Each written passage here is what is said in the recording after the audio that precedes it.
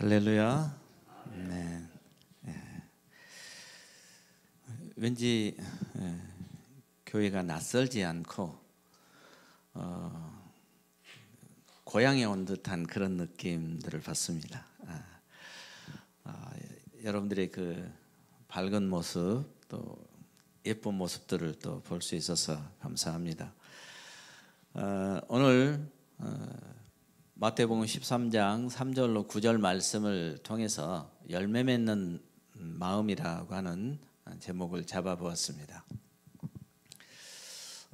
여러분들은 혹시 농사를 지어본 경험들이 있으십니까? 저는 고향이 전라남도 해남 땅끝 마을입니다. 그래서 어린 시절 농부의 아들로 태어났고요.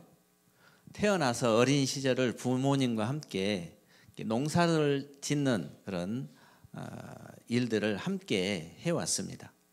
그래서 오늘 본문에 나오는 이 씨 뿌리는 비유에 대해서는 제가 매우 친숙한 그런 말씀인 것 같습니다.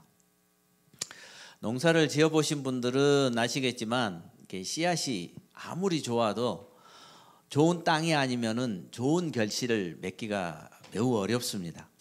즉 좋은 씨를 뿌려도 밭의 상태가 어떤 상태이냐에 따라서 열매의 양이 결정이 되기 때문에 그렇습니다. 예수님께서도 오늘 말씀하신 것들이 바로 이런 것들인데요. 예수님은 우리의 마음을 밭에 비유를 하고 있습니다. 하나님의 말씀은 언제나 좋은 씨앗입니다. 그래서 그 하나님의 말씀은 생명력이 있고 또 운동력이 있고 그래서 누구나에게 말씀이 심겨지게 되어 있습니다. 그러나 그 말씀 안에 우리의 마음 안에 뿌려진 그 말씀들이 자라지 못한 이유는 몇 가지 이유가 있죠. 문제는 씨가 문제가 아니라 밭의 문제라는 거죠. 우리의 마음을 밭으로 비유하고 있기 때문에 우리의 마음이 어떤 마음이냐에 따라서 하나님의 말씀이 열매를 맺을 수도 있고 하나님의 말씀이 열매를 맺지 못할 수도 있다는 거죠. 예수님 당시 그 팔레스타인 지방에는요 농사를 짓는 사람들이 있었습니다. 그런데 그 땅들을 보면은 굉장히 그 척박한 땅이었습니다. 그래서 돌들도 많고 농사 짓기에는 적합하지 않는 땅이었던 거죠. 그럼에도 불구하고 그들은 농사를 지었고 씨를 뿌려서 추수를 하는 그런 삶을 살았습니다. 근데 중요한 것은 씨를 뿌릴 때 그 씨가 어느 땅에 떨어지느냐예요. 오늘은 성경에서 네 가지의 밭을 비유로 말씀해 주고 있습니다. 길가밭과 돌짝밭과 가시밭 그리고 좋은 땅을 의미하고 있습니다. 예수님은 농부가 씨 뿌리는 이런 상황들을 통해서 비유로 말씀하시면서 하나님 나라의 복음을 설명하고 있는 것입니다. 사실 농부가 씨를 뿌린 것처럼 예수님께서도 공생의 사역을 하시면서 하나님 나라에 대한 복음을 계속 전하고 있었습니다. 단지 오늘 우리가 읽었던 이 본문의 말씀은 농사에 대한 이야기 같지만은 농사에 대한 이야기가 아니라 하나님의 말씀이 사람의 마음에 어떻게 받아들여지는지 그리고 본문의 네 가지의 이 마음의 밭에 씨앗이 완전하지만은 밭의 종류에 따라서 그 열매가 결정이 되기 때문에 어떤 밭이냐 너희들은 지금 어떤 밭의 상태이냐라고 성경은 우리에게 질문을 던지고 있는 것입니다. 이 비유의 말씀을 통해서 다양한 마음의 상태와 반응들을 볼 수가 있는데 성경은 네 가지로 비유하지만은 그 네 가지의 그 마음의 밭에는 다양한 사람들의 모습들을 보게 되는 것입니다. 예수님을 따라다니는 많은 무리들이 있었고 예수님의 말씀을 듣는 사람들 중에 이런 다양한 마음의 모습들을 마음의 상태들을 예수님께서는 볼 수 있었고 그들에게 너희들은 어떤 마음이냐라고 질문을 던지는 겁니다. 예수님께서 복음을 전하시면서 던졌던 그 질문이 오늘 이 시간 예배를 드리는 우리에게도 동일하게 적용이 되고 있습니다. 당신들은 어떤 마음의 밭을 가지고 있느냐? 성도들의 신앙의 문제는 마음의 상태에서부터 시작이 됩니다. 우리는 관계 속에서 살아가지만은 그 관계 속에서 내가 어떤 마음의 사람, 어떤 성격의 소유자인지에 따라서 사람들은 갈등을 느낄 수도 있고 아니면은 좋은 관계를 맺으면서 살아갈 수도 있습니다. 우리는 예배를 드리지만은 우리의 마음이 닫혀 있는 사람들은 하나님의 말씀이 선포되어질 때 그 말씀을 우리의 마음판에 받아들이지를 못하고 있는 것이죠. 말씀이 문제가 아니라 말씀을 받는 마음, 우리의 마음의 밭이 문제가 된다는 것이죠. 말씀의 씨가 문제가 될 수는 없습니다. 어제나 오늘이나 영원토록 동일하신 하나님의 말씀, 살아있고 생명력 있는 말씀은 언제나 우리에게 능력이 되고 그 말씀은 우리에게 새 생명의 역사를 불어넣어 주고 있습니다. 오늘 우리는 이 말씀을 받는 마음의 밭이 준비되지 않을 때 우리의 신앙에 문제가 발생을 한다는 것이죠. 첫 번째 길가밭을 보니까 이 밭은 닫힌 마음인 거예요.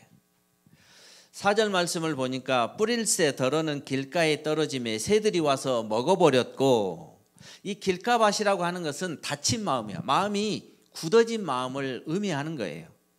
길가는 많은 사람들이 지나다니기 때문에 그 땅을 밟고 지나갑니다. 그래서 땅이 굳어지고 단단해진 곳을 얘기하는 거죠. 그때 씨앗이 땅 속으로 들어가지 않기 때문에 새들이 와서 먹어버린다는 것이죠. 예수님은 이 밭을 말씀을 받아들이지 못하는 마음으로 비유를 하고 있습니다. 예수님의 공생의 사역들은 하나님 나라의 복음을 선포하는 거예요. 하나님 나라 복음을 선포했을 때 그때 그 자리에서 말씀을 들었던 사람들 중에 서기관과 바리새인들이 있는 거예요. 어찌 보면 예수님께서는 이 하나님 나라의 복음을 전하면서 이 길가밭 같은 마음을 소유한 사람들을 보고 계신 거예요. 바로 사두개인과 바리새인들이라고 성경은 말하고 있습니다. 그들은 말씀을 들었지만은 율법과 그리고 그들의 전통에 의해서 자신들의 의를 드러내는 데 있어서 치중했지 예수님의 말씀을 받아들이지 않았다는 거죠. 그들은 예수님을 따라다니는 무리 속에 있었지만은 예수님이 하시는 하나님 나라의 복음을 듣지 않았어요. 그리고 자신의 의를 드러내는 데 있어서 더 사람들에게 보이려고 하는 그런 모습들을 우리는 성경에서 보게 됩니다. 그들의 마음은 완고했고 복음 앞에서 그들은 마음의 문이 닫혀 있는 상태, 이 길가밭 같은 마음을 소유한 사람들이 오늘 서기관과 바리새인들이라는 거죠. 서기관과 바리새인들은 교회의 지도자들입니다. 그런데 예수님의 말씀, 하나님 나라의 복음에 대해서는 잘 받아들이지 않으려고 한다는 거죠. 요한복음 12장 37절 말씀은 이렇게 얘기합니다. 이렇게 많은 표적을 그들 앞에서 행하였으나 그를 믿지 아니하니라고 이렇게 성경이 얘기하고 있습니다. 예수님은 이 땅에 오셔서 하나님의 아들로 이 땅에 오셔서 많은 사람들을 위해서 대속물로 오셨고, 그리고 하나님 나라의 복음을 전하는데 그 하나님 나라의 복음을 받아들이지 않는 사람들이 누구냐? 교회의 지도자들이었다는 거죠. 바리새인과 사두개인들은 교회의 직분자들이었어요. 그리고 하나님의 말씀을 강론하는 사람들이었어요. 그럼에도 불구하고 하나님 나라의 복음을 잘 받아들이지 않는 사람들이었어요. 예수님을 의심하고 어떻게 하면 예수님을 잡아 죽일까 생각하는 사람들이었습니다. 하나님의 아들이라고 받아들이지 않는 것이죠. 결과적으로 바리새인들은 하나님의 말씀을 거부하는 것이고, 그들은 하나님의 말씀을 반항하는 것이고, 그들은 하나님의 말씀을 대적한 사람들이었습니다. 오늘날 한국 교회의 상황들을 보면은 하나님의 말씀을 믿고 복음을 전하는 사람이라고 하는데도 불구하고 하나님의 말씀에 반하고 하나님의 말씀을 거부하고 하나님의 말씀을 대적하는 주의 종들이 너무 많습니다. 가슴 아픈 현실입니다. 이런 사람들은 자기의 의를 드러내는 데 있어서 더 치중을 하죠. 자기의 의를 더 드러내면서 강함을 드러내면서 자기 자신을 드러내는 사람들입니다. 이런 사람들은 마음이 단단해져서 굳어버린 마음을 가지고 있는 사람이에요. 심리학적으로 보면은요, 저는 상담을 전공했고 인간의 내면을 내적 치유하는 이런 시간들을 오랫동안 그 일들을 해왔습니다. 심리학적으로 이런 사람들의 내면을 들여다보면은 마음의 상처가 굉장히 많은 사람들이에요. 길가박 같은 마음의 사람들은 상처와 아픔들이 굉장히 많고 그래서 마음이 굳어졌고 누군가 어떤 얘기를 해도 받아들이지 않는 거예요. 굳어버린 마음, 닫아버린 마음의 사람들이에요. 성경은 또 우리에게 이렇게 얘기합니다. 잠언 4장 23절에 모든 지킬 만한 것들 중에 더욱 내 마음을 지키라. 왜 우리의 마음을 지켜야 되냐면은 우리의 생명이 그 안에 있다는 거예요. 생명의 근원이 그 안에 있기 때문에 그렇습니다. 길가밭은 우리의 삶의 시철적인 변화와 성장을 가져올 수가 없습니다. 우리가 변화되고 우리가 성장되기 위해서는 우리의 마음이 굳어버린 마음, 닫아버린 마음들이 치유가 일어나야 된다는 거죠. 치유와 회복이 일어나지 않으면은 우리의 말씀들이 우리의 마음에 들어올 수가 없습니다. 그래서 마음을 기경해야 된다라고 얘기합니다. 농사를 지으면은요, 씨를 뿌리기 위해서 쟁기질을 합니다. 쟁기질. 어렸을 때, 초등학교 때 제가 쟁기질을 해봤어요. 아주 꼬마가. 왜? 부모가 하는 그런 일들, 농사하는 일들을 보고 듣고 또 해보니까 이 초등학교 다니는 꼬마 아이가 쟁기질을 하는 거예요. 쟁기질은요, 땅을 갈아엎는 거예요. 굳어버린 우리의 마음, 닫혀버린 우리의 마음들을 마음을 기경을 해야 된다는데 그 기경은 갈아엎는 거예요. 마음의 밭을 갈아엎는 거예요. 그게 바로 치유입니다. 치유. 마음을 치유받지 않으면은 하나님의 말씀이 그 마음판에 들어갈 수가 없는 거예요.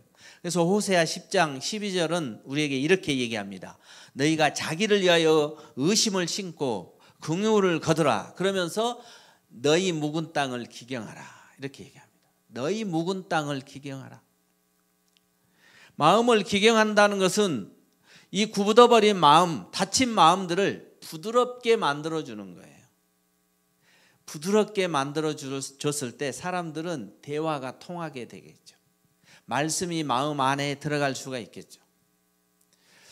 이거는 단순히 우리의 어떤 감정적인 것들을 치유하고 변화하는 정도가 아니라 우리의 내면의 모든 것들을 치유하고 회복해야만이 열매 맺는 마음이 될 수 있고 거기서부터 우리의 신앙의 출발점이 된다는 것입니다. 많은 사람들은 마음을 기경하기 위해서 여러 가지 예를 많이 씁니다. 어떤 사람은 명상도 하고 어떤 사람들은 상담도 받고 상담을 받아야 될 사람이라면 상담도 받아야 되고 또 내적 치유도 필요합니다. 이런 모든 것들을 통해서 치유와 회복이 있어야만이 우리는 열매 맺는 삶을 살 수 있다는 것입니다. 두 번째, 돌밭입니다. 여기는 뿌리가 내리지 못하는 마음을 얘기하죠. 5절에 더러는 흙이 얕은 돌밭에 떨어지며 흙이 깊지 아니하므로 곧 싹이 나오나 해가 돋은 후에 다시 뿌리가 없으므로 말랐다고 얘기합니다. 돌밭은 위에는 흙이지만은 땅 속에는 단단한 돌이 들어있는 것이죠. 아무리 씨앗을 뿌려도 뿌리가 깊이 내리지를 못하는 거예요. 하나님의 말씀을 들었는데 늘 피상적인 마음의 사람들이에요. 신앙생활이 깊지가 않아요. 말씀을 들었을 때는 아멘 하고 기쁨으로 반응을 하지만은 세상을 살면서 여러 가지 시험이 오고 여러 가지 고난이 오고 재정적인 문제가 닥치고 자녀의 문제가 생긴다면은 쉽게 마음이 흔들려 버리는 거예요. 교회 안에 어떤 문제가 발생하면은 이거 이상하다. 이거 안 되겠어. 이 교회에 좀 문제가 있는 것 같아. 그리고 뭐 다른 교회로 또 옮겨가죠. 근데 그 교회에서 또 문제가 생기죠. 그러면 계속 이제 이리저리 옮겨가는 거예요. 쉽게 흔들려 버리는 거야. 갈대처럼. 예수님의 공생의 당시에 천국 복음을 전할 때 이런 사람들이 있었어요. 예수님의 표적과 기적을 보고 막 예수님을 따라다녔는데 결국엔 그들이 이 복음의 진정한 의미를 깨닫지 못하고 그들이 떠나버립니다. 요한복음 6장 66절에 이렇게 말씀합니다. 그때부터 그의 제자 중에서 많은 사람이 떠나가고 다시 그와 함께 다니지 아니하더라. 분명히 기적과 이적을 보고 너무 놀랍다. 그리고 복음을 받아들이고 예수님을 따라다니다가 그들은 예수님을 쉽게 떠나버린다는 거예요. 그 사람들은 어떤 사람들이냐? 군중이라고 얘기합니다. 군중. 예수님을 따라다녔던 사람들 중에 군중은 말씀을 깊이 있게 자기 마음속에 받아들이지 못하는 사람들이에요. 그래서 뿌리 없는 신앙이라고 얘기하죠. 교회에는 다니는데 왔다 갔다 하는 거죠. 바람에 밀려 요동하는 사람 같습니다. 우리 시골에서 보면은요, 그 시골에는 3일장, 5일장 막 이런 장들이 있어요. 날에 따라서 이 장이 서는데요. 거기에 장돌뱅이라고 하는 사람들이 있어요. 장이 섰는데 장돌뱅이는 어떤 사람들이냐면요, 장이 설 때마다 많은 짐들을 가지고 와서 바닥에 펼쳐놓고 장사를 하지요. 그리고 장이 끝나면은 다시 그 짐을 싸가지고 다른 동네로 또 옮겨가는 거. 거기서 또 장이 서면은 물건을 펼쳐놓고 장사를 하는 사람, 장돌뱅이라고 하는 거죠. 대부분 어떤 사람들은 자기의 어떤 그 건물 안에서 장사를 하지만은 이런 장돌뱅이를 계속 장을 돌아다녀야 되는 사람들이에요. 말씀을 듣고 말씀의 뿌리가 깊이 박히지 않는 사람들은요, 쉽게 흔들리면서 그러면서 뿌리 없는 신앙생활을 하고 있는 거예요. 한 곳에 정착하지 못하고 계속 여기저기 돌아다니는 거예요. 돌밭은 굳어버린 우리의 세계관, 우리의 생각, 세상의 가치, 세상적 지식, 세상적 철학에 굳어버린 사람들이에요. 그래서 말씀이 들어갈 자리가 없는 거예요. 그래서 우리의 신앙생활에서는 늘 충돌이 일어납니다. 내 안에 있는 세상적 가치와 철학과 그리고 말씀을 들었을 때 그 하나님의 말씀이 계속해서 충돌하는 거예요. 다시 말해서 믿음과 신념이 충돌을 하는 거예요. 하나님을 향한 말씀을 믿고 따라가는 믿음과 나의 삶의 가치관, 나의 철학, 나의 신념들이 계속해서 충돌하는 거예요. 이런 사람들은 돌밭과 같은 사람들이에요. 오늘날 교회 안에서는 입술로 주님을 고백하지만은 여전히 돈과 명예와 세상의 논리 속에서 그 돈을 더 의지하고 세상의 논리를 더 의지하고 살아가는 사람들, 말씀의 뿌리가 깊지 않은 사람, 돌밭 같은 마음들을 새롭게 할 수가 있습니다. 그 새롭게 할 수 있는 것은 에스겔 36장 26절 말씀에 또 새 영을 너희 속에 두고 새 마음을 너희에게 주되 너희 육신에게 돌같이 굳은 마음을 제거하고 부드러운 마음을 줄 것이며, 하나님은 이 사람들에게 새 영을 부어주시고 부드러운 마음을 주신다는 거예요. 돌을 다 제거해 주신다는 거예요. 마음의 쓴뿌리들을 다 제거해 주신다는 거예요. 성령께서 우리의 마음을 붙드실 때 우리 안에 있는 돌덩이 같은 마음들을 다 부숴버리고 옥토바 같은 마음들을 만들어서 하나님의 말씀이 심겨질 수 있도록 부드러운 마음을 만들어 주신다는 거예요. 그건 성령께서 하실 수 있는 거예요. 그래서 여러분, 성령을 의지하며 말씀을 묵상하며 예배에 집중해야 합니다. 그래야 뿌리 깊은 나무가 되고 뿌리 깊은 신앙이 되어서 여러분의 그 마음 안에서 아름다운 열매가 풍성하게 맺어질 수 있습니다. 세 번째, 가시밭인데요, 세상의 염려로 가로막힌 마음입니다. 7절에 더러는 가시 떨기 위에 떨어짐에 가시가 자라서 기운을 막았다고 얘기합니다. 헬라어 원문에 보니까 기운을 막았다라고 하는 것은 숨 막히게 하고 질식하게 한다는 거예요. 그래서 이렇게 프레스, 압축해서 눌러서 자라지 못하게 한다, 이런 의미를 갖고 있습니다. 기운을 막았다라는 뜻이 바로 그런 뜻이죠. 세상의 염려와 재물의 욕심이 함께 말씀의 기운을 막아버리는 거예요. 말씀이 들어오지 못하도록 하는 거예요. 예수님을 찾았던 부자 청년이 그랬습니다. 재물에 대한 집착이 굉장히 컸습니다. 예수님을 만났을 때 예수님, 내가 어떻게 해야 영생을 얻을 수 있겠습니까? 라고 질문을 했을 때 예수님은 너의 소유를 다 팔아서 가난한 자들에게 나눠주라고 얘기했어요. 가난한 자들에게 나눠주라고 했는데 마태복음 19장 22절 말씀에 재물이 많음으로 근심하며 가니라, 떠나간 거예요. 가시밭 같은 마음의 사람이죠. 여러분, 가룟 유다는 어떻습니까? 예수님의 제자 가룟 유다도 재물에 대한 집착이 굉장히 컸습니다. 은 30에 예수를 넘겨주기로 하거늘, 은 30에 예수님을 팔아먹은 사람이에요. 이렇게 가시떨기의 마음의 사람들은 신앙을 고백했던 사람들이지만은 그럼에도 불구하고 세상에 붙잡혀 있는 상태를 말하는 거예요. 말씀의 생명력에 질식시키고 있는 거예요. 말씀을 듣고 성장해야 되지만은 세상의 욕심이 말씀의 자양분을 빼앗아 버리는 거예요. 여러분, 의학적으로 이런 사람을 영적 암세포가 있다라고 얘기하는 거예요. 영적인 암세포. 여러분, 암세포는요, 정상세포보다 굉장히 빨리 자랍니다. 그리고 정상세포의 어떤 영양분들을 뺏어 먹는 거예요. 그게 영적인 암세포입니다. 그래서 우리의 생명을 위협하는 겁니다. 우리의 마음속의 염려와 욕심들, 그리고 재물에 대한 유혹들이 바로 영적인 암세포가 돼서 우리가 말씀을 듣고 우리가 성장해야 되는데 성장하지 못하도록 계속해서 방해하는 거예요. 걱정하는 거예요. 내 모든 염려를 다 주께 맡겨버리라. 그런데 염려하고 걱정하고 기도하고 나서 하나님 믿습니다, 주님께 모든 걸 맡깁니다 라고 집에 와서 이게 될까? 그리고 염려하고 걱정하고 또 계산하고,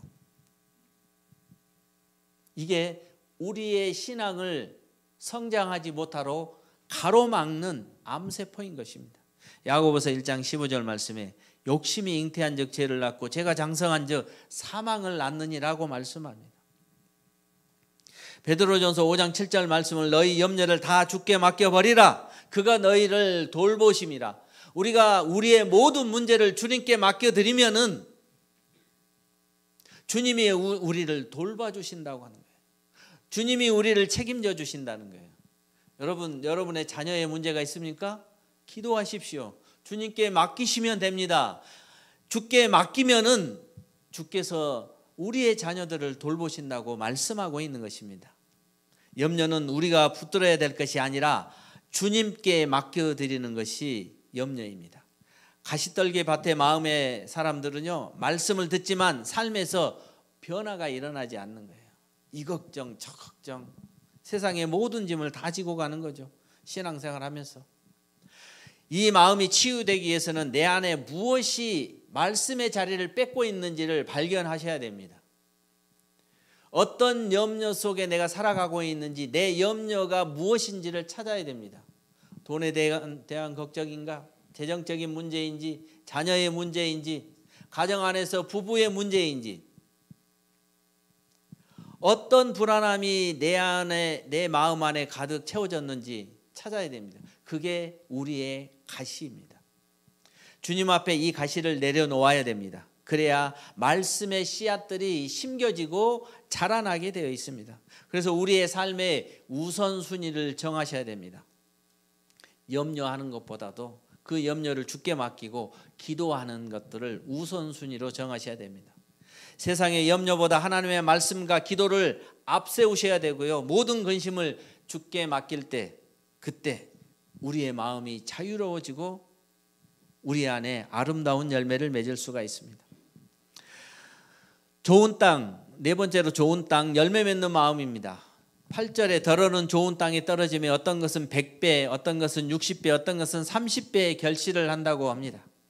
좋은 좋은 밭은 하나님의 말씀을 듣고 깨닫고 즉시로 순종하는 마음을 얘기합니다. 좋은 땅의 마음은 듣는 데서 멈추지 않습니다. 말씀을 듣는 것은 굉장히 잘 들었는데 그 다음에 문제예요. 내가 좋은 땅, 좋은 마음의 사람이라고 한다면은 말씀을 듣고 즉시로 순종한다고 했어요. 즉시로. 말씀을 이해하고 삶 속에서 말씀을 실천했을 때 우리 안에 풍성한 열매가 맺어지는 거예요. 이런 마음을 가진 사람들이 누구냐? 예수님을 따라다녔던 많은 무리들 중에 예수님의 제자들과 초대교회 성도들이에요. 그들은 복음을 듣고 믿음으로 반응했습니다. 그리고 하나님 나라를 위해서 헌신한 사람들이었어요. 여기 예수님의 제자들과 초대교회 성도들의 열매로 증명되는 모습들을 보는데요. 그들은 예수님의 믿음의 반응을 바로 했는데 사도행전 2장 41절에 이렇게 얘기합니다. 그 말을 받은 사람들은 세례를 받으며 이날에 제자의 수가 3,000이나 되었다. 그들은 예수님으로부터 하나님 나라의 복음을 듣고 나서 즉시로 순종을 해서 복음 전도를 했습니다. 그런데 제자의 수가 3,000이나 된다고 이렇게 성경은 얘기하고 있습니다. 말씀을 들었는데 말씀을 즉시로 순종을 했어요. 나가서 이방 사람들에게 복음을 전하였고 즉시 행동으로 옮기고 나니까 3,000이나 되는 숫자가 더해지더라. 골로새서 1장 6절 말씀은 이 복음이 너희에게 이르매 너희도 듣고 참으로 하나님의 은혜를 깨달은 날부터 열매를 맺어 자라나는도다 라고 이렇게 얘기합니다. 이것은 좋은 땅의 신앙입니다. 특히 사도 바울이 그렇죠. 좋은 땅의 대표인 사람이 사도 바울입니다. 예수님의 공생의 사역에 하나님 나라 복음을 듣고 이 사도 바울은 하나님 나라의 복음을 이방인들을 향하여서 전하기 시작했습니다. 복음을 받아들인 후에 열방의 복음을 전하면서 수없이 많은 영혼의 열매를 맺는 사람이 바로 사도 바울입니다. 사도 바울은 로마서 1장 13절에 너희 중에도 다른 이방인 중에서와 같이 열매를 맺게 하려 함이로되 바울은 너무나도 많은 지역들을 돌아다니면서 복음을 전했고 또 그 형제들이 복음을 받은 그 사람들이 또 다른 열매를 맺기를 원한다고 이렇게 성경은 얘기하고 있어요. 바울은 복음을 통해서 이방인들에게 하나님께 돌아오는 구원의 열매를 굉장히 많이 맺은 사람들입니다. 여러분들에게는 어떤 열매가 있나요?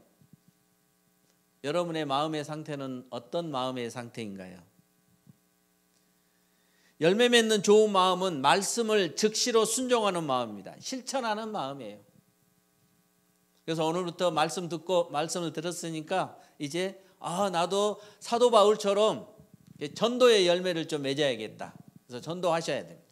자리가 빈자리들 채워 가셔야 돼요.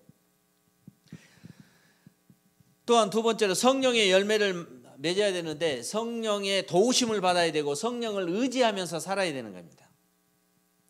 사랑과 희락과 화평과 오래 참음과 자비와 양성과 충성과 온유와 절제 같은 이 성령의 열매가 여러분의 삶에 주렁주렁 맺어져야 된다는 거예요. 그런 여러분의 삶의 모습을 보고 사람들이 나도 저 사람 따라가서 저 교회 다니겠다라고 얘기할 수 있는 거예요. 여러분의 삶에 신앙의 열매가 없으면은 사람들은 믿는 사람과 믿지 않는 사람들을 구분할 수가 없는 거예요. 그래서 이 열매 맺는 마음은 옥토밭이어야 된다는 것이죠. 여러분의 마음은 어떤 마음입니까?